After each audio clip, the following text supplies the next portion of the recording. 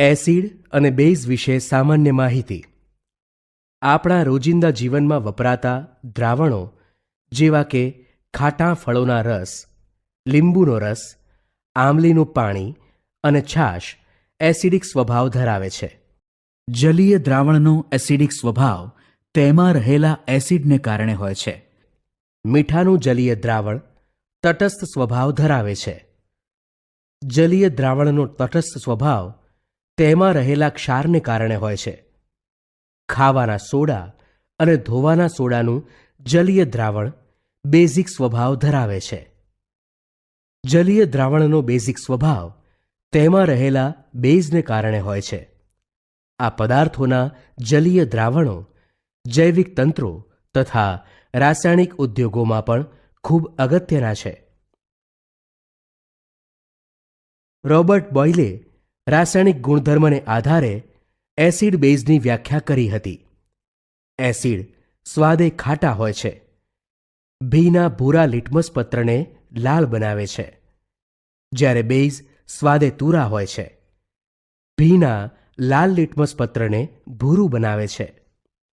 Acid અને base વચ્ચે તટસ્થીકરણ પ્રક્રિયા થઈ ક્ષાર અને પાણી બને છે. એસિડ કેલ્શિયમ અને મેગ્નેશિયમ જેવી સક્રિય ધાતુ સાથેની પ્રક્રિયાથી ડાયહાઇડ્રોજન વાયુ મુક્ત કરે છે, જ્યારે બેઝ ઝિંક એલ્યુમિનિયમ જેવી ધાતુ સાથેની પ્રક્રિયાથી ડાયહાઇડ્રોજન વાયુ મુક્ત કરે છે. આ પ્રકારની વ્યાખ્યાને સંક્રિયાત્મક વ્યાખ્યા કહે છે, કારણ કે તે તેના ગુણધર્મોને આધારે કરવામાં આવી છે. આ વ્યાખ્યાઓને જૂની વ્યાખ્યાઓ પણ કહે છે. એસિડ બેઝની આધુનિક વ્યાખ્યાઓમાં Arrhenius, Bronsted Lowry, Lewis acid base સિદ્ધાંત વગેરેનો સમાવેશ થાય છે.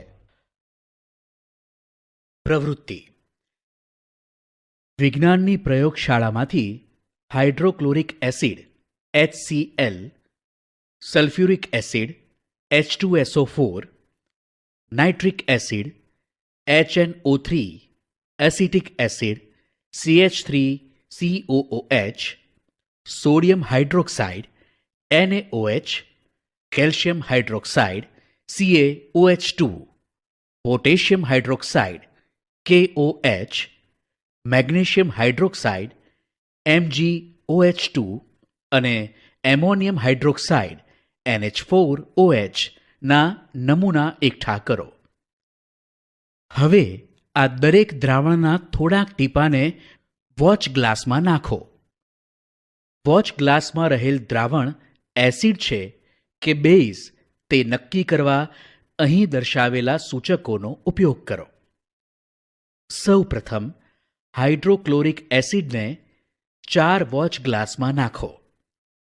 ત્યારબાદ આ 4 વોચ ગ્લાસમાં ક્રમશઃ લાલ લિટમસનું દ્રાવણ, વાદળી લિટમસનું દ્રાવણ, ફિનોલ્ફથેલિન અને મિથાઇલ ઓરેન્જના ટીપા ઉમેરી તેમાં થતું રંગ પરિવર્તન ચકાસો. અહીં લાલ લિટમસ દ્રાવણમાં કોઈ પરિવર્તન થતું નથી, જ્યારે વાદળી લિટમસ દ્રાવણનો રંગ લાલ થાય છે. ફિનોલ્ફથેલિન નાખેલા વોચ ગ્લાસમાં દ્રાવણ રંગહીન બને છે અને મિથાઇલ ઓરેન્જ નાખેલા વોચ ગ્લાસમાં દ્રાવણ લાલ બને છે. આ જ રીતે સોડિયમ હાઇડ્રોક્સાઇડવાળા વોચ ગ્લાસમાં આ ચારેય સૂચકો ઉમેરતા આ પ્રકારનું પરિણામ જોવા મળે છે, જેમાં લાલ લિટમસવાળા વોચ ગ્લાસમાંનું દ્રાવણ વાદળી રંગનું બને છે. વાદળી લિટમસ દ્રાવણવાળા વોચ ગ્લાસમાં દ્રાવણમાં કોઈ પરિવર્તન થતું નથી, એટલે કે તે વાદળી જ રહે છે, જ્યારે ફિનોલ્ફથેલિન નાખેલા વોચ ગ્લાસમાં રહેલ દ્રાવણનો રંગ ગુલાબી બને છે, જ્યારે મિથાઇલ ઓરેન્જ નાખેલું દ્રાવણ પીળા રંગમાં ફેરવાય છે. અહીં કોષ્ટકમાં દરેક દ્રાવણમાં કયું સૂચક ઉમેરતા શું થાય છે તે પરિણામ દર્શાવેલા છે. આમ આ સૂચકો રંગ પરિવર્તન દ્વારા આપેલ દ્રાવણ એસિડિક છે કે બેઝિક છે તે જણાવે છે. આ જ રીતે કેટલાક પદાર્થો એસિડિક કે બેઝિક માધ્યમમાં પોતાની સુગંધમાં ફેરફાર કરે છે, જેને દ્રાણ સૂચક કહે છે. વેનિલા એસેન્સ અને લવિંગનું તેલ દ્રાણ સૂચક છે. પ્રવૃત્તિ: સૌપ્રથમ સ્ટેન્ડમાં ભરાવેલી કસનળીમાં 5 મિલીલીટર સલ્ફ્યુરિક એસિડ લો અને તેમાં ઝિંક ધાતુના ટુકડા ઉમેરો. હવે તેને એક કાણાવાળા બૂચથી બંધ કરી તેમાંથી વિમોચન નળી પસાર કરો. આ વિમોચન નળીનો બીજો છેડો એક પાત્રમાં સાબુના દ્રાવણમાં રાખો. હવે અવલોકન કરો. અવલોકન કરતાં જણાય છે કે ઝિંકના ટુકડા પાસે પરપોટા ઉત્પન્ન થાય છે, જેનું કારણ ઝિંક અને સલ્ફ્યુરિક એસિડ વચ્ચેની પ્રક્રિયાથી ઉત્પન્ન થતો વાયુ છે. હવે આ વાયુ વિમોચન નળી મારફતે સાબુના દ્રાવણમાં જતાં ત્યાં પણ પરપોટા દેખાય છે. હવે પાત્રની બહાર નીકળતા વાયુ પાસે સળગતી મીણબત્તી લાવતા મીણબત્તી ધડાકા સાથે સળગે છે. હવે આ જ પ્રવૃત્તિ કેટલાક જુદા જુદા એસિડ જેવા કે HCl, HNO3 અને CH3COOH ની સાથે કરતા દર વખતે સળગતી મીણબત્તી અવાજ સાથે સળગે છે. આ દરેક પ્રક્રિયામાં ધાતુ એસિડમાંથી હાઇડ્રોજનનું વિસ્થાપન કરે છે. પરિણામે હાઇડ્રોજન વાયુ ઉત્પન્ન થાય છે, જ્યારે એસિડના બાકી રહેલા ભાગ સાથે સંયોજાઈને સંયોજન બનાવે છે, જેને ક્ષાર કહેવામાં આવે છે.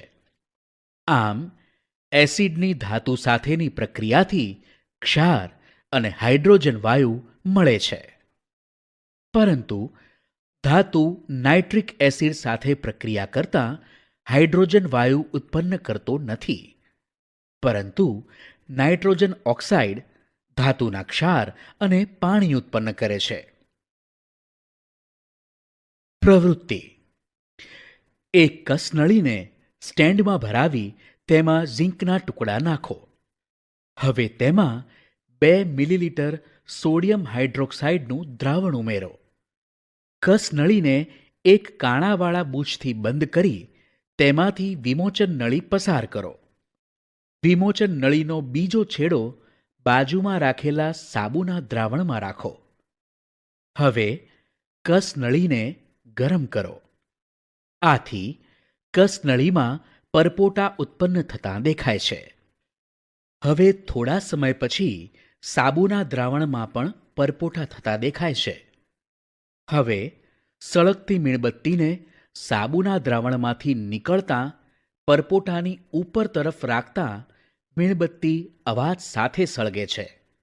આમ અહીં ઉત્પન્ન થતો વાયુ હાઇડ્રોજન છે. આમ બેઝ ધાતુ સાથે પ્રક્રિયા કરીને ક્ષાર અને હાઇડ્રોજન વાયુ આપે છે. પ્રવૃત્તિ: 2 કસનળી લો. તેને A અને B વડે દર્શાવો.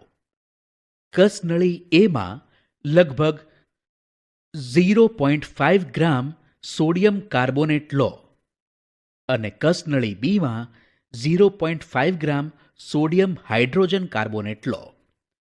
બંને કસનળીઓમાં લગભગ 2 મિલીલીટર મંદ HCl ઉમેરો.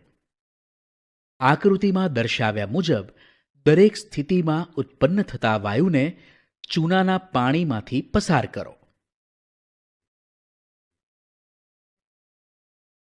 ઉત્પન્ન થતો કાર્બન ડાયોક્સાઇડ વાયુ ચૂનાના નીતર્યા પાણી સાથે પ્રક્રિયા કરતાં ચૂનાનું પાણી દૂધિયા રંગનું બને છે, કારણ કે તેમાં કેલ્શિયમ કાર્બોનેટના સફેદ અવક્ષેપ ઉત્પન્ન થાય છે.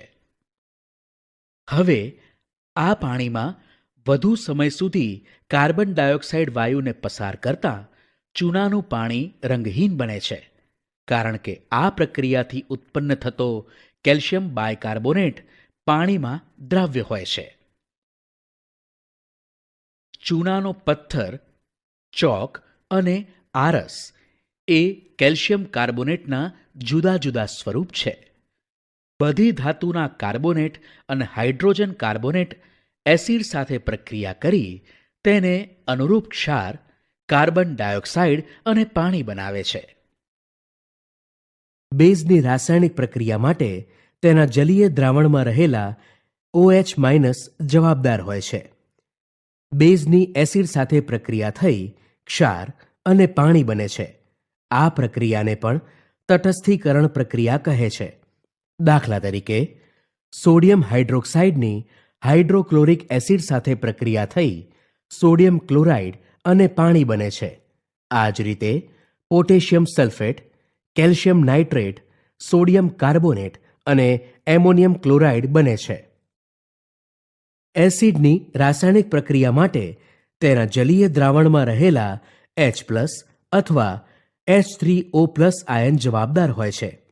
મોટા ભાગના એસિડ ધાતુ કાર્બોનેટ અથવા ધાતુ હાઇડ્રોજન કાર્બોનેટ સાથે પ્રક્રિયા કરી ક્ષાર, પાણી અને કાર્બન ડાયોક્સાઇડ વાયુ ઉત્પન્ન કરે છે.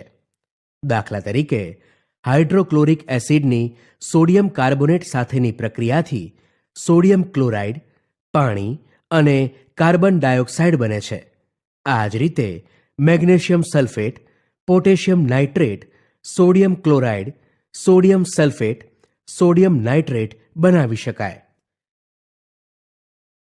પ્રવૃત્તિ: એક બીકરમાં કોપર ઓક્સાઇડને થોડીક માત્રામાં લો. તેમાં ધીમે ધીમે મંદ હાઇડ્રોક્લોરિક એસિડ ઉમેરો. HCl ઉમેરતી વખતે બીકરને હલાવો. તમે જોશો કે દ્રાવણનો રંગ વાદળી લીલો થાય છે અને કોપર ઓક્સાઇડ ઓગળે છે. આ પ્રક્રિયામાં કોપર ક્લોરાઇડ બનવાથી દ્રાવણનો રંગ વાદળી લીલો થાય છે. આમ, ધાતુ ઓક્સાઇડ અને એસિડની વચ્ચે થતી સામાન્ય પ્રક્રિયાને કારણે ક્ષાર અને પાણી ઉત્પન્ન થાય છે. કાર્બન ડાયોક્સાઇડ અને કેલ્શિયમ હાઇડ્રોક્સાઇડની સાથે પ્રક્રિયા થવાથી કેલ્શિયમ કાર્બોનેટ બને છે. અહીં કેલ્શિયમ હાઇડ્રોક્સાઇડ જે એક બેઝ છે તે કાર્બન ડાયોક્સાઇડ સાથે પ્રક્રિયા કરી ક્ષાર અને પાણીનું નિર્માણ કરે છે. તેથી આ પ્રક્રિયા પણ બેઝ અને એસિડની વચ્ચે થતી પ્રક્રિયા જેવી જ છે. આમ, આપણે આ તારણ કાઢી શકીએ કે અધાતુના ઓક્સાઇડ એસિડિક સ્વભાવના હોય છે. તમામ એસિડ અને બેઝમાં શું સમાનતા એટલે કે સરખાપણું છે? એટલે કે what do all acids and all basis have in common? તમામ એસિડ એક સમાન રાસાયણિક ગુણધર્મો ધરાવે છે. તમામ એસિડ ધાતુ સાથે પ્રક્રિયા કરી હાઇડ્રોજન વાયુ ઉત્પન્ન કરે છે. તેથી તમામ એસિડમાં હાઇડ્રોજન સામાન્ય દેખાય છે. હાઇડ્રોજન ધરાવતા તમામ સંયોજનો એસિડિક છે કે કેમ તે તપાસવા માટે આપણે એક પ્રવૃત્તિ કરીએ. પ્રવૃત્તિ: glucose, alcohol, hydrochloric acid, sulphuric acid વગેરેના દ્રાવણ લો. બૂચ પર 2 ખીલી લગાવો અને બૂચને 100 mlના બીકરમાં મૂકો. ખીલીઓને બલ્બ અને સ્વિચ મારફત 6 વોલ્ટના વીજકોષના 2 છેડા સાથે જોડો. હવે બીકરમાં થોડો મંદ HCl ઉમેરો અને વીજ પ્રવાહ પસાર કરો. બલ્બ પ્રકાશિત થવાનું શરૂ કરે છે. સ્વતંત્ર રીતે મંદ સલ્ફ્યુરિક એસિડ, ગ્લુકોઝ અને આલ્કોહોલના દ્રાવણ સાથે પ્રયોગનું પુનરાવર્તન કરતા એસિડના કિસ્સામાં બલ્બ પ્રકાશિત થશે, પરંતુ તમે અવલોકન કરશો કે ગ્લુકોઝ અને આલ્કોહોલના દ્રાવણો વિદ્યુતનું વહન કરતા નથી. બલ્બનું પ્રકાશિત થવું સૂચવે છે કે દ્રાવણમાંથી વિદ્યુત પ્રવાહ વહી રહ્યો છે. એસિડિક દ્રાવણોમાં વિદ્યુતનું વહન આયનો દ્વારા થાય છે. એસિડમાં હાજર ધનાયન H+ છે, જે સૂચવે છે કે એસિડ તેના દ્રાવણોમાં H+AQ ઉત્પન્ન કરે છે કે જે તેમના એસિડિક ગુણધર્મો માટે જવાબદાર છે. આ જ પ્રવૃત્તિને સોડિયમ હાઇડ્રોક્સાઇડ, કેલ્શિયમ હાઇડ્રોક્સાઇડ વગેરે જેવા આલ્કલી ઉપયોગ કરીને પુનરાવર્તિત કરતા બલ્બ પ્રકાશિત થશે.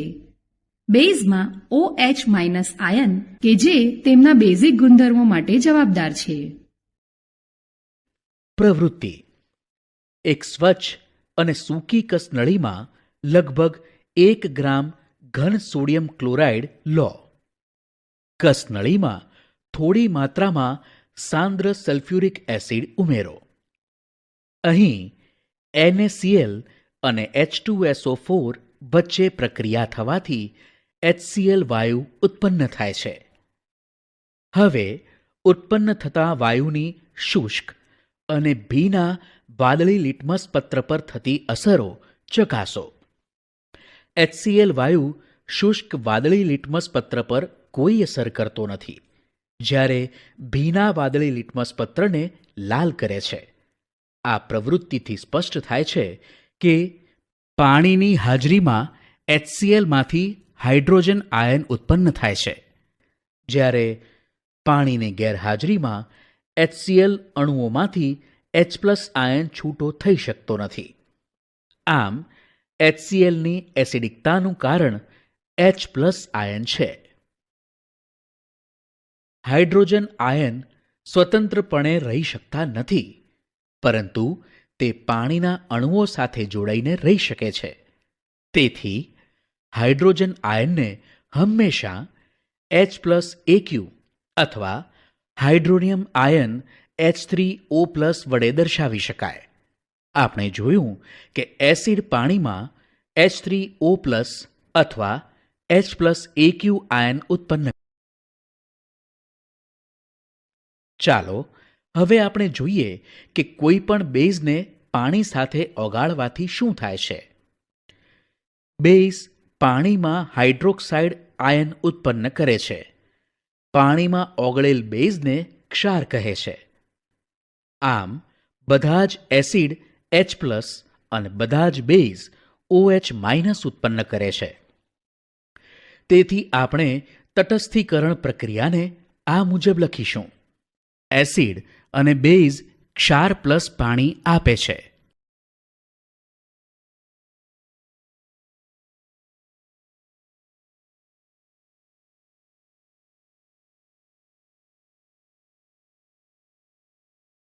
pH માપક્રમની શોધ ડેનમાર્કના જૈવ રાસાયણિક વૈજ્ઞાનિક SPL સોરેન્સને કરી હતી. pH માપક્રમ એ જલીય દ્રાવણમાં રહેલા હાઇડ્રોનિયમ આયનની સાંદ્રતાને રજૂ કરવાની સરળ અને અનુકૂળ પદ્ધતિ છે. pH માપક્રમમાં P જર્મન શબ્દ જે પોટેન્જ એટલે કે શક્તિ સૂચવે છે. pH માપક્રમના આધારે pH સામાન્ય રીતે 0 થી 14 સુધી વિસ્તરેલો છે. જો દ્રાવણની pH 7 હોય તો તટસ્થ દ્રાવણ છે તેમ કહેવાય. જો pH 7 થી ઘટતી 0 તરફ જાય તો એસિડિકતા વધે છે તેમ કહેવાય. જો pH 7 થી વધતી 14 તરફ જાય તો બેઝિકતા વધે છે તેમ કહેવાય. અહીં કોષ્ટકમાં કેટલાક દ્રાવણના નામ દર્શાવેલા છે. આ દ્રાવણમાં pH પેપર મૂકી pH પેપર કયા રંગનું બને છે તે નક્કી કરી તે દ્રાવણનું આશરે pH મૂલ્ય લખો. તેમજ pH મૂલ્ય પરથી જે તે દ્રાવણનો સ્વભાવ નક્કી કરો. મનુષ્ય શરીરમાં થતી દેહધાર્મિક ક્રિયાઓ 7.0 થી 7.8 pH ગાળામાં થાય છે. અન્ય સજીવો pHનો વધુ ફેરફાર સહન કરી શકતા નથી. 5.6 થી ઓછી pH ધરાવતા એસિડ વર્ષાનું પાણી જ્યારે નદી કે તળાવ જેવા જળાશયોમાં ભળે છે ત્યારે તેમાંના પાણીની pH ઘટે છે. આ જળાશયોમાંની માછલીઓ, સૂક્ષ્મજીવો અને જલજ વનસ્પતિઓ જેવી જલીય જીવસૃષ્ટિનું અસ્તિત્વ જોખમાય છે. ખોરાકના પાચનમાં જઠર અગત્યનો ભાગ ભજવે છે. જઠરમાં ખોરાક પ્રવેશવાની સાથે જઠરમાંથી હાઇડ્રોક્લોરિક એસિડ સ્ત્રવે છે, જે ખોરાકમાં ભળે છે. એસિડની પીએચ લગભગ 1 થી 3ની વચ્ચે બદલાતી રહે છે. પીએચના આટલા ઓછા મૂલ્યે જઠરમાં પેપ્સિન નામનો ઉત્સેચક સક્રિય બને છે. તે ખોરાકમાંના પ્રોટીનનું પાચન કરવામાં મદદરૂપ થાય છે. માંસ, ઈંડા, માછલી જેવા ખોરાકમાં પ્રોટીનનું પ્રમાણ સવિશેષ હોય છે. આ ખોરાકના પાચન માટે જઠરમાં હાઇડ્રોક્લોરિક એસિડ વધુ પ્રમાણમાં સ્ત્રવે છે, જેના કારણે જઠરમાં દુખાવો તથા બળતરા થાય છે. તેને એસિડિટી કહી શકીએ. એસિડિટીના ઉપચાર માટે બેઝિક પદાર્થો લેવામાં આવે છે. તે પ્રતિ એસિડ પદાર્થો તરીકે ઓળખાય છે. પ્રતિ એસિડ પદાર્થો તરીકે વિશેષ પ્રમાણમાં સોડિયમ હાઇડ્રોજન કાર્બોનેટ અને મેગ્નેશિયમ હાઇડ્રોક્સાઇડ એટલે કે મિલ્ક ઓફ મેગ્નેશિયા ઉપયોગમાં લેવાય છે. આ ઉપરાંત કેલ્શિયમ કાર્બોનેટ અને એલ્યુમિનિયમ હાઇડ્રોક્સાઇડ પણ પ્રતિ એસિડ પદાર્થો તરીકે જાણીતા છે. બજારમાં આવા પ્રવાહી મિશ્રણો અને કેટલીક ગોળીઓ પણ પ્રાપ્ય છે. આ પદાર્થો વધારાના એસિડનું તટસ્થીકરણ કરે છે. જે જમીનની પીએચ 6.5 થી 7.3ની વચ્ચે હોય તેવી જમીનમાં છોડની વૃદ્ધિ અને વિકાસ સારા થાય છે. 6.5 થી ઓછા પીએચ મૂલ્યવાળી જમીનને એસિડિક જમીન કહેવાય છે. જે જમીનની પીએચનું મૂલ્ય 7.3 થી વધુ હોય તો તે જમીન આલ્કલાઇન જમીન કહેવાય છે. એસિડિક જમીનને તટસ્થ કરવા ખેડૂતો જમીનમાં લાઇમ ઉમેરે છે. બેઝિક જમીનને તટસ્થ કરવા ખેડૂતો જમીનમાં જીપ્સમ ઉમેરે છે. દાંતનું બહારનું પડ કેલ્શિયમ ફોસ્ફેટ જેવા કઠિન પદાર્થનું બનેલું હોય છે.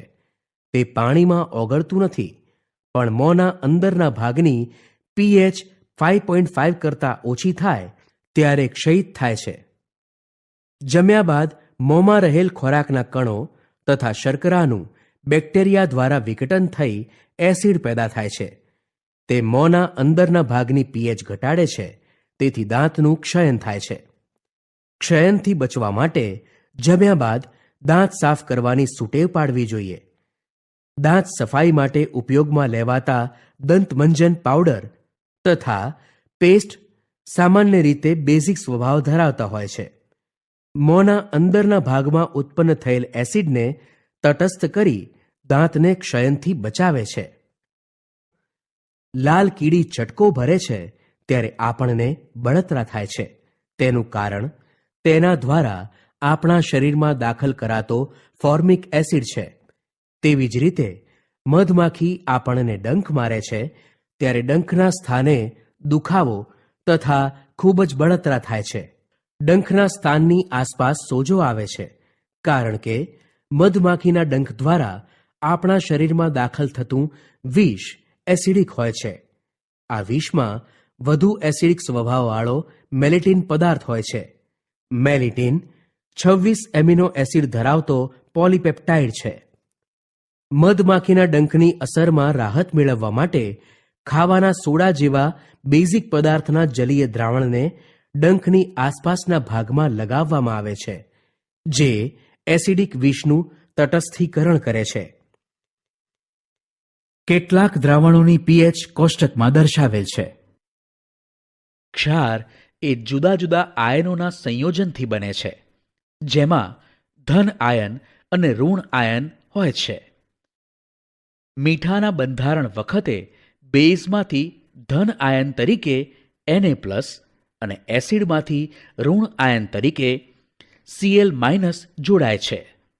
આમ સોડિયમ ક્લોરાઇડની રચના થાય છે. કુદરતમાં વિપુલ પ્રમાણમાં ક્ષાર મળી આવે છે. રોજિંદા જીવનમાં વપરાતું મીઠું, ખાવાના સોડા અને ધોવાના સોડા ક્ષાર છે. પ્રયોગશાળામાં જોવા મળતા પદાર્થો જેવા કે sodium chloride, sodium sulphate, ammonium chloride, calcium chloride, calcium sulphate, barium sulphate, potassium sulphate, silver nitrate, silver chloride, barium chloride વગેરે પણ ક્ષારના ઉદાહરણો છે. પૃથ્વીના આવરણ સ્વરૂપે રહેલા ખનિજ દ્રવ્યો અને ખડકો પ્રત્યક્ષ અથવા પરોક્ષ રીતે ક્ષાર છે. કેટલીક એસિડ અને બેઝ વચ્ચેની તટસ્થીકરણ પ્રક્રિયાઓ. શું આ બધી પ્રક્રિયાઓ દરમિયાન ઉત્પન્ન થતાં બધા ક્ષારની pH તટસ્થ એટલે 7 હશે? ના. પ્રક્રિયા 1 થી ઉત્પન્ન થતાં ક્ષાર NaCl જલીય દ્રાવણની pH 7 હોય છે, કારણ કે આ ક્ષાર જળ વિભાજન પામતા નથી. આમ પ્રબળ એસિડ અને પ્રબળ બેઝના તટસ્થીકરણથી ઉત્પન્ન થતાં ક્ષારના જલીય દ્રાવણ તટસ્થ સ્વભાવ ધરાવે છે. પ્રક્રિયા 2 થી ઉત્પન્ન થતા ક્ષાર Na2CO3 જલીય દ્રાવણની pH 7 કરતાં વધુ હોય છે, કારણ કે આ ક્ષાર પાણીમાં જળ વિભાજન પામી OH- ઉત્પન્ન કરે છે. આમ નિર્બળ એસિડ અને પ્રબળ બેઝના તટસ્થીકરણથી ઉત્પન્ન થતા ક્ષારના જલીય દ્રાવણ બેઝિક સ્વભાવ ધરાવે છે. શું આ બધી પ્રક્રિયાઓ દરમિયાન ઉત્પન્ન થતાં બધા ક્ષારની pH તટસ્થ એટલે કે 7 હશે? ના. પ્રક્રિયા 3 થી ઉત્પન્ન થતાં ક્ષાર NH4Clના જલીય દ્રાવણની pH 7 કરતાં ઓછી હોય છે, કારણ કે આ ક્ષાર પાણીમાં જળ વિભાજન પામી H3O+ ઉત્પન્ન કરે છે. આમ નિર્બળ બેઝ અને પ્રબળ એસિડના તટસ્થીકરણથી ઉત્પન્ન થતાં ક્ષારના જલીય દ્રાવણ એસિડિક સ્વભાવ ધરાવે છે.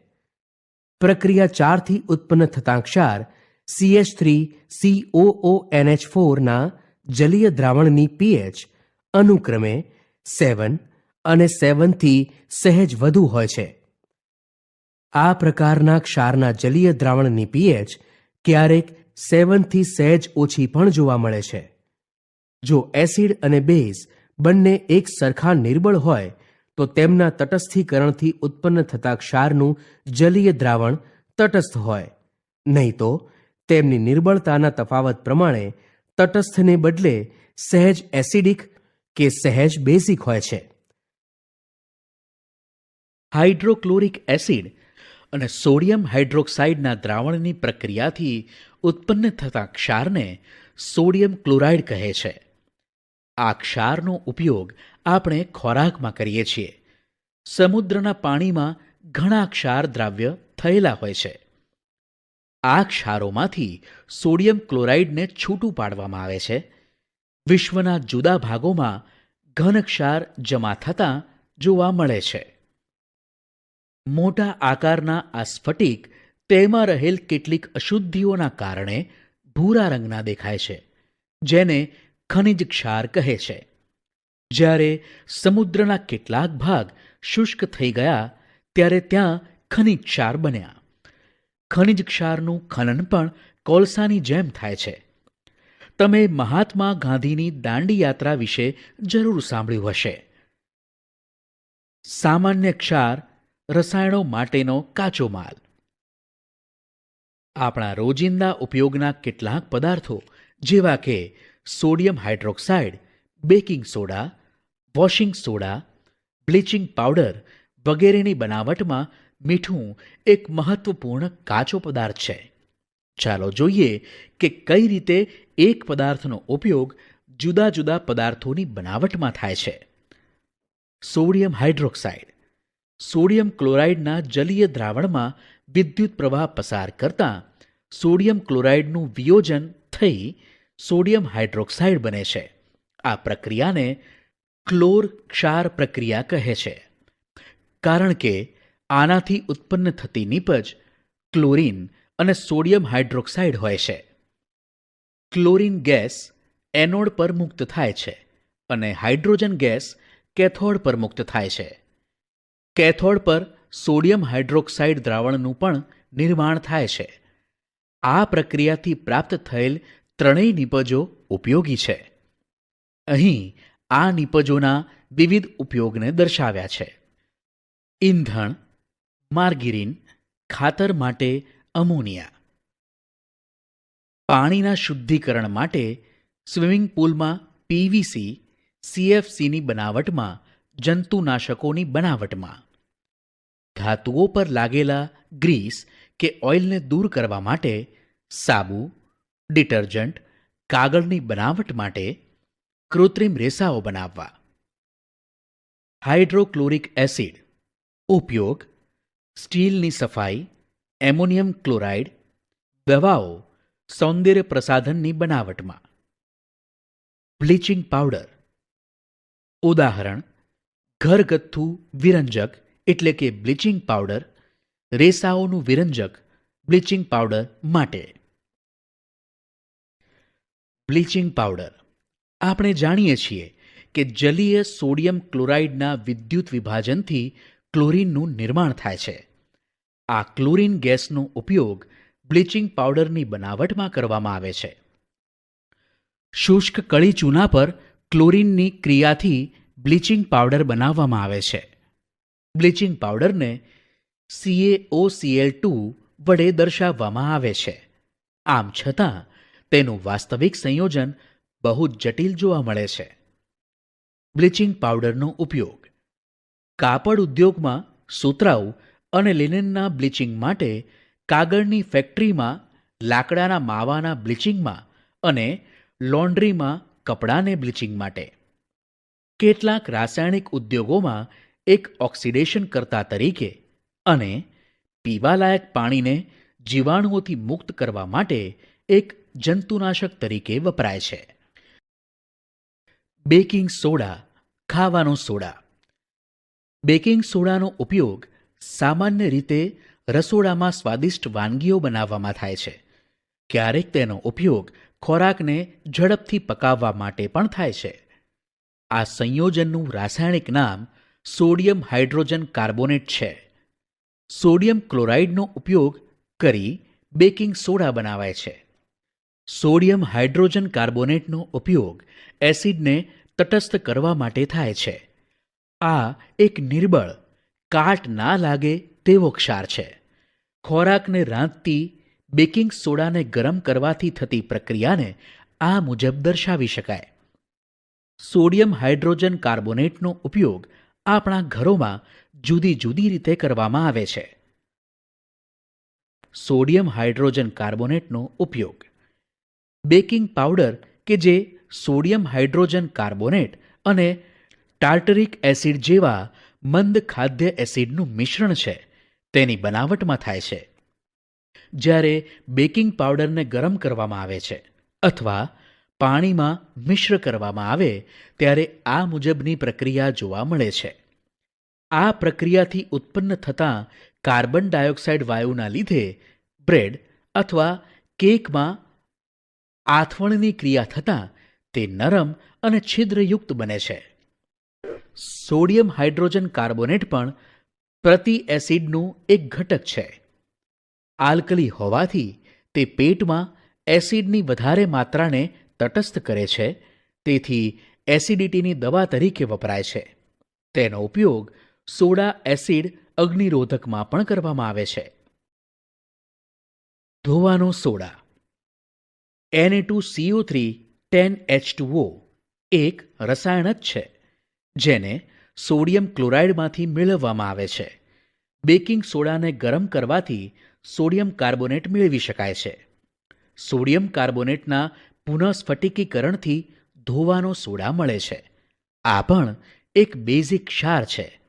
સોડિયમ કાર્બોનેટ અને સોડિયમ હાઇડ્રોજન કાર્બોનેટ કેટલીક ઔદ્યોગિક પ્રક્રિયાઓમાં પણ ઉપયોગી રસાયણ છે. ધોવાના સોડાનો ઉપયોગ સોડિયમ કાર્બોનેટનો ઉપયોગ કાચ, સાબુ અને કાગળ ઉદ્યોગમાં થાય છે. તેનો ઉપયોગ બોરેક્સ જેવા સોડિયમ સંયોજનના ઉત્પાદનમાં થાય છે. સોડિયમ કાર્બોનેટનો ઉપયોગ ઘરમાં સાફ સફાઈ માટે થાય છે. પાણીની સ્થાયી કઠોરતાને દૂર કરવા માટે ઉપયોગી થાય છે.